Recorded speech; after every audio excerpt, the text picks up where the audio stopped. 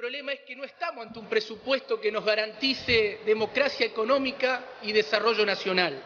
El presupuesto que estamos discutiendo desconoce una deuda legítima que por sentencia judicial de la Corte Suprema de Justicia de la Nación obliga al Poder Ejecutivo Nacional a pagarle a la provincia de Santa Fe una deuda multimillonaria y que en el pacto fiscal del año pasado, del 2017-2018, el mismo gobierno nacional se comprometió mediante una cláusula a respetar al mes de marzo y definir cómo iba a pagar esa deuda. Yo creo que el último proyecto nacional de desarrollo industrial y del trabajo en la Argentina hay que buscarlo en el siglo XX, bajo tres grandes vertientes.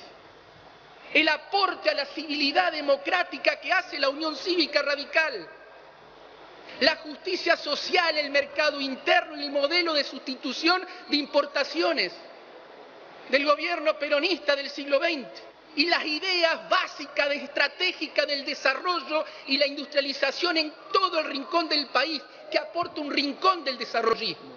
No hemos sido capaces de forjar un modelo de un proyecto de desarrollo nuevo para la Argentina y estamos empantanados, estamos en una gran trampa. En eso hay que ser más humilde y aceptar el fracaso de cada uno. ¿Qué es lo que hizo el sector privado en los últimos 50, 60 años en este país? Y ahí tenemos que analizar el impacto de tener casi 300 o más de 300.000 millones de dólares afuera del país. ¿Por qué lo tenemos? ¿Qué ha pasado con eso? Y la permanente fuga de capitales es la primera causa para mí que explica el déficit crónico de la Argentina. Es un país que no genera dólares genuinos, que nos lleva a endeudarnos en forma permanente. ¿Y por qué no generamos dólares genuinos? Porque somos dependientes de los bienes intermedios de importaciones y que eso expresa el subdesarrollo industrial argentino. No nos hemos industrializado, nos hemos detenido. Yo creo que este presupuesto refleja la Argentina de la valorización financiera y de su desarrollo, y el camino que toma es un camino equivocado de las teorías monetaristas. Y de la teoría monetarista está resolviendo los problemas estructurales de la Argentina y quiere resolver la inflación cuando no la va a resolver desde el monetarismo. Quiere resolver la inversión cuando no la va a resolver desde el monetarismo. Quiere resolver el desarrollo y el crecimiento cuando no lo va a resolver desde el monetarismo. Este presupuesto viene a consolidar, tal vez a profundizar, el modelo de valorización financiera que es uno de los fracasos de la Argentina. Bueno, ahí lo escuchaban ustedes, un tramito nomás de los 20 minutos que estuvo como presidente de bloque Luis Contigiani el pasado, bueno, esto ya todavía fue el miércoles, ¿no? Después el presupuesto se aprobó en la madrugada del jueves. Y Contigiani hacía mención a temas, yo creo, medulares para lo que es la discusión estratégica del país que queremos. En una parte de su discurso también Contigiani hablaba que está bien el déficit cero, pero ¿para qué queremos el déficit cero? Y se lo vamos a preguntar a él, que está en línea. ¿Cómo te va, Luis? Bueno, te estamos saludando en la noche del domingo, ¿no? Aunque estemos grabando el jueves. ¿Cómo te va? Muy bien, bueno, gracias por llamar, gracias Darío por pasar parte del mensaje. Bueno, la pregunta que te vamos a hacer es algo que vos pronunciaste en tu discurso. ¿Para qué queremos déficit cero? Bueno, yo lo decía, que el déficit cero no hay de izquierda ni de derecha, que no hay que ser dogmáticos. El equilibrio de las cuentas primarias es una meta que tendríamos que tener como país, más allá de que pensemos como pensemos. El problema es, o el punto es, al servicio de qué proyecto de desarrollo del país consagramos un esfuerzo, una meta, un desafío muy grande como es la búsqueda de un déficit de cuenta primaria a cero. Bueno, una cosa es consagrar un esfuerzo nacional de equilibrio de cuentas primarias para achicar el gasto público, invertir menos en términos productivos y el desarrollo, y otra es para consagrar un modelo de rentismo financiero, valorización financiera. Yo creo que hay que apostar por lo primero, que todo esfuerzo de equilibrio, de déficit cero en la Argentina tiene que ser orientado bajo una estrategia de desarrollo nacional. La política, Darío, tiene que hacerse cargo, tiene que ser más humilde. Nadie puede tirar la primera piedra. Hace muchas décadas que la Argentina está estancada, no crecemos, vivimos del endeudamiento o del ajuste, vivimos fabricando relatos, o el blindaje, o el relato de que del semestre, del segundo semestre, de los brotes verdes, o el relato de que ahora sí, por fin empezó una nueva Argentina, o el relato de que el endeudamiento nos va a salvar, todo atajos de un gran fracaso. Argentina está estancada, tiene que volver al crecimiento económico, volver a generar trabajo genuino. Argentina no genera en las últimas décadas, si no me falla la memoria, del 2011 para acá, por ejemplo, 2011-2018 la Argentina generó solamente 40.000 puestos de trabajo. O sea, que mientras el país, en términos de población económica activa, creció muchísimo más que eso, solo Argentina generó en los últimos 7 años 40.000 puestos de trabajo. Este es un ejemplo de un fracaso absoluto que se tiene que hacer cargo la Argentina, y especialmente en nombre de los que más sufren.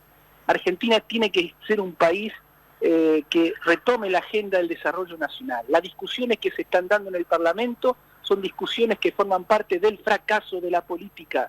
No hay una agenda que nos encamine a un acuerdo entre trabajo, entre capital y la alta política que nos permita entre todos, mediante un gran acuerdo nacional, volver a temas estructurales, por ejemplo, las grandes inversiones, cambiar la logística de este país, la industria naval, la industria ferroviaria, resolver el costo logístico, las cadenas de valor, recuperar el crédito, achicar la renta a los bancos comerciales o al rentismo financiero, la innovación y el desarrollo, las energías solares y toda su cadena de valor, las nuevas energías renovables, las industrias del siglo XXI.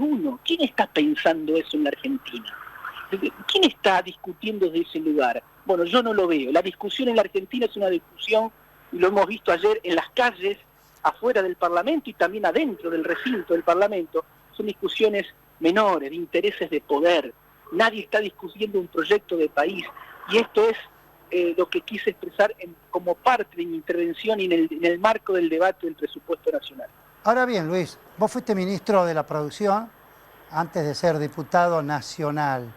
¿Sigue todavía vigente la dicotomía campo-industria, o ahora vos creés que el campo tiene que formar parte de este proceso y de este modelo de valor agregado? Y te lo pregunto porque está acá en el piso con nosotros el presidente de la Cámara de Extrusores de la provincia de Santa Fe, Sergio Bernardi, una persona que vos conocés. La semana pasada llevaron a cabo un congreso de extrusores, hay más de 100 industrias, pequeñas pero industrias que dan trabajo, sumada a las plantas de biodiesel. O sea, ¿cuál es el compromiso del campo en esto de lo que vos estás hablando? Yo siempre tengo, primero un saludo al invitado de parte de mí. Yo tengo a mí la realidad, más que la teoría, la realidad me enseñó a entender la calle, el haber andado mucho, el haber estado muy cerca del sector del campo. Me enseñó de que al campo hay que dejarlo que se desarrolle, hay que tratar de dejarlo que empuje solo, porque es un sector, el agroindustrial y el agropecuario, que es la plataforma base para un proceso de desarrollo industrial muy fuerte, muy potente. Por eso hemos peleado para que no le graben con bienes personales al campo, como lo hemos hecho anoche en el debate de bienes personales, o estamos peleando para que las retenciones no las paguen los pequeños y medianos productores y la paguen otro tipo de sujeto económico mucho más privilegiado o en situaciones de ventaja. Pero el sector agropecuario es primordial, es estratégico en esta nueva visión del desarrollo agroindustrial y metalmecánico de la Argentina. No se puede entender la Argentina ni el mundo si no es a partir, ni siquiera la geopolítica, sino es a partir de los alimentos y lo que aporta el campo en términos de agregado de valor, en términos de alimento, en este mundo actual, donde los alimentos, donde las energías renovables, donde el agregado de valor, le diría, es un tema de soberanía nacional, con lo cual persistir en una visión de diferenciación entre campo e industria, no saber en qué parte, no entender al mundo, es atrasar, es mirar para el pasado y no saber dónde estamos parados. Bueno, con respecto del campo, ya que estábamos, este programa se está viendo en una amplia zona de nuestra provincia. A ver, vos ya algo dijiste recién. Bienes personales, tema del artículo 81 de autorizar al Poder Ejecutivo a llevar al 33% las retenciones y el tema de ganancias a cooperativas y mutuales. ¿Cómo quedó esos tres temas? Bueno, bienes personales, cuando discutimos anoche en el dictamen, quien habla y también el diputado Labaña, hemos solicitado que se mantenga la excepción de los inmuebles rurales al gravamen del impuesto a bienes personales, porque un inmueble rural, sobre todo del pequeño y mediano productor, es un bien productivo, nunca se puede gravar como un bien personal, y además porque podría darse la posibilidad de una doble imposición con el inmobiliario. Por muchas razones hemos pedido que se retire del proyecto la eliminación de la excepción por la cual le abría las puertas para que se grave con bienes personales al campo y o a los inmuebles rurales. Con lo cual el oficialismo aceptó esta propuesta, retiró el artículo 1 del dictamen de bienes personales y anoche mismo estaba haciendo una redacción que vamos a ver cómo queda finalmente. La redacción final va a pasar al Senado, pero el compromiso político de anoche fue mantener la excepción de los inmuebles rurales. Con respecto al segundo tema, a la alícuota o la autorización que tiene el presupuesto votado para que el Poder Ejecutivo pueda establecer retenciones, bueno, quedó en un tope, se bajó del 33% al 30%, sobre todo en el sector oleaginoso, como tope o facultad que tiene el Poder Ejecutivo para establecer retenciones, y 12% para economías regionales, 30% para el sector agrícola oleaginoso como tope de aumento de retención y el 12% para productos de economías regionales. Bueno, es lo que se pudo conseguir. A mí no me gustó, yo no estaba de acuerdo, no estoy de acuerdo con ese artículo que le permita al Ejecutivo ampliar las retenciones, porque mi visión en esto es, desde siempre, es una sola. El pequeño y mediano productor no tiene que tener retenciones. Los que tienen que tener una mayor esfuerzo tributario, carga tributaria, más allá si eso no con retenciones se puede discutir, son aquellos productores que, por ejemplo, tienen una estructura económica, societaria, una composición empresarial muy diferente al pequeño y mediano productor. Esta siempre fue mi visión diferenciada en este tema. Bueno, se logró bajar del 33 al 30, aunque el oficialismo ahí nos dice que ese tope no lo podría usar, porque si eso computan los 4 pesos por dólar con el 18% de retenciones que tiene actualmente el productor sojero, estaría dando el 30%. O sea, si hoy un productor sojero vende soja, tiene ya ese 30% de retención. Claro, ahora, si eso así, ¿para qué lo pusimos? Por eso es una discusión ahí que hemos tenido. En relación al tercer tema, cooperativas y mutuales.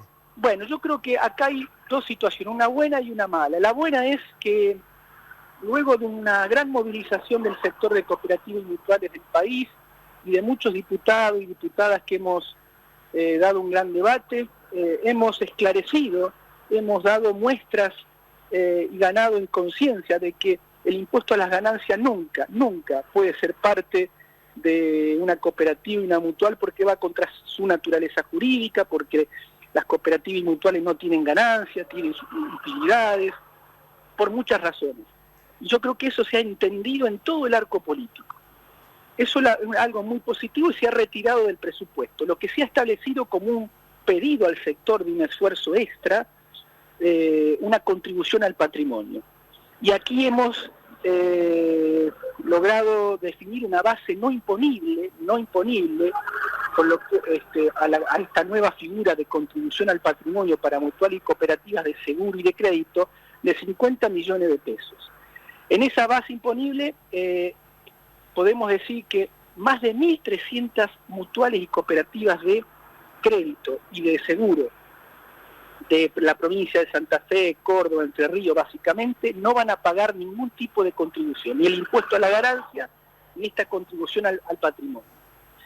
El problema y la mala noticia tiene que ver con aquellas mutuales que tienen un patrimonio entre 50 millones y 100 millones, que se le establece una alícuota del 4% sobre el patrimonio, que al permitir deducirle los 50 millones de la base imponible pagarían un 2%, que sería aceptable y racional a mi juicio, pero el problema es donde estamos en una situación jurídica y técnicamente complicada, es decir, aquellas mutuales cooperativas que exceden su patrimonio en 100 millones de pesos, porque la alícuota que fijó el gobierno nacional es del 6% del patrimonio. Es una cifra muy alta, los números que me están llegando de entidades santafesinas como la Asociación Mutual de Venado Tuerto, la Mutual de San Jorge, compañías de seguro que todos conocemos de Santa Fe como San Cristóbal, La Segunda, Sancor Seguro, etcétera. Son números que están dando niveles de subutilidad neta de estas cooperativas y mutuales que podríamos definir confiscatorio, que va a dar a planteos legales.